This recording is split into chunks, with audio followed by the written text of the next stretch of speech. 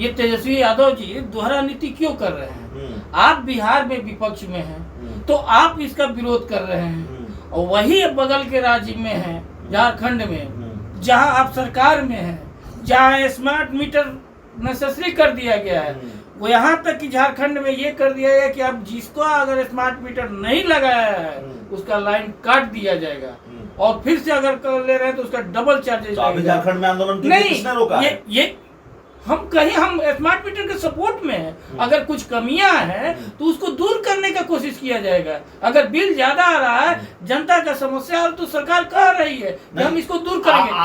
Panorama group, जो सोचता है वो करता है, आपके अपने सपनों का आशियाना।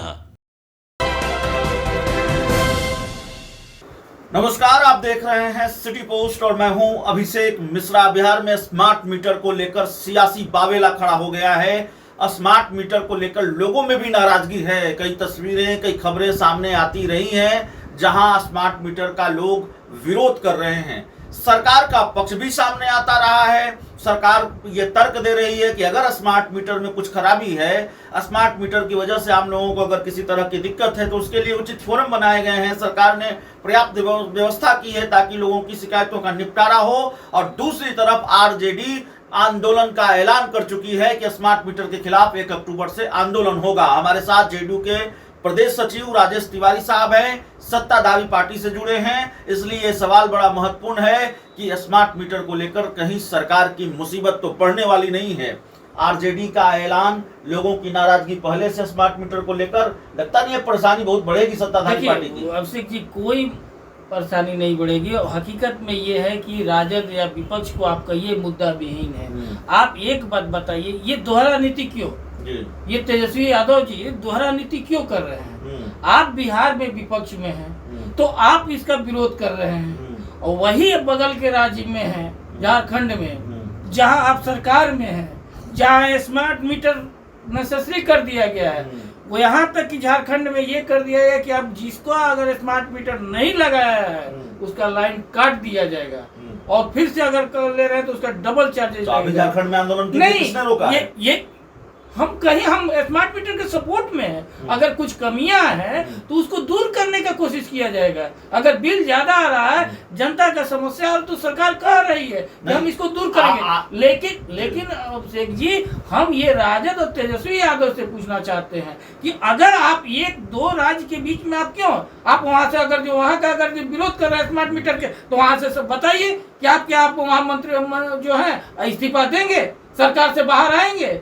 अगर वहां से इस्तीफा अगर दे देते हैं, सरकार हेमंत सरकार से बाहर आते हैं, तभी आपको यहाँ बिहार में जो है नैतिक अधिकार है कि आप विरोध करें। नहीं, स्मार्ट मीटर को लेकर तो आम लोगों में भी नाराजगी है, आक्रोश है, खबरें दिखती हैं, तस्वीरें दिखती हैं। एकदम अगर ऐसा है और है ऐसे ही, तो लोग, हमारे जो नेता हैं, प्रशासन है और माननीय मुख्यमंत्री जी हैं और हमारे ऊर्जा मंत्री हैं, इस पर कह रहे हैं कि जो कमी है उसको दूर किया जा रहा है और आगे भी किया जाएगा। लेकिन जो ये ढोकसला कर रहे हैं राजद और तेजस्वी यादव, ये बताए कि ये लोग दोहरा नीति क्यों कर रहे हैं?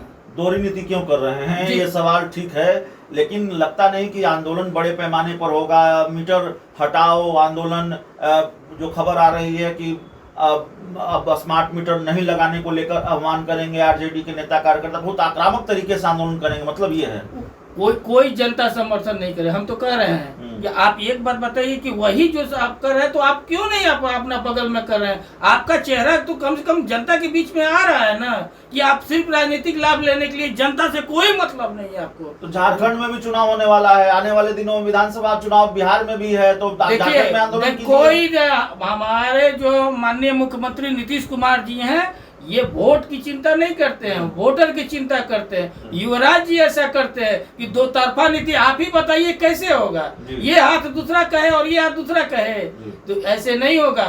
जनता समझदार है और इस बार आने वाला चुनाव में झारखंड में भी साफ हो रहे हैं और बिहार में तो वो रहबे करेंगे। ठीक है, आखिरी सवाल है, पूर्व सांसद डॉक्टर अरुण कुमार के एक बयान पर आपका रिएक्शन लेंगे। उन्होंने कहा है कि वो बेलागंज सीट पर, विधानसभा का उपचुनाव बेलागंज में होगा, तो वो बिना शर्त एनडीए की मदद करेंगे, मतलब जेडीयू की मदद करेंगे, क्योंकि जेडीयू ही वहां से चुनाव लड़ने वाली है।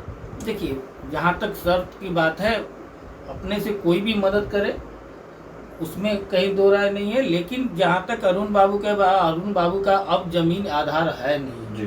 ठीक है, जितना है बोलिए तक है, वो जो आधार था वो तो लोग देख ही लिया किस स्थिति में क्या है, तो अब उनके पास कुछ बच नहीं रहा है। लेकिन अगर समर्थन कोई कर रहा है तो अच्छी बात है जी, तो समर्थन कोई कर रहा है तो अच्छी बात है। चलिए, इस पूरी रिपोर्ट में इतना ही। बहुत बहुत धन्यवाद।